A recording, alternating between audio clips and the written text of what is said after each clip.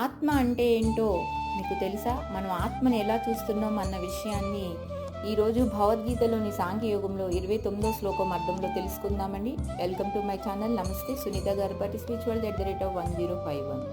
ఓం శ్రీకృష్ణ పరమాత్మనే నమః. శ్రీమద్ భగవద్గీత అథ ద్వితీయోధ్యాయః సాంఖ్యయోగః. ఆశ్చర్యవత్ పశ్యతి కశ్చిదేనం ఆశ్చర్యవద్వదతి తథైవ చాన్యః ఆశ్చర్యవచ్చై మన్యశృణోతి శ్రుత్వాప్యేనం వేద నచైవ కశ్చిత్. అర్థం: ఒకడి ఆత్మను ఆశ్చర్యమైన దానిగా చూస్తున్నాడు, మరి ఒకడు విస్మయంతో చూస్తున్నాడు, మరి ఒకడు విస్మయంతో వర్ణిస్తున్నాడు, మరి ఒకడు వింటాడు. వేరెవరో దానిని చూసి చెప్పి విని సత్యంను తెలుసుకోలేకపోతున్నాడు అని అర్థం.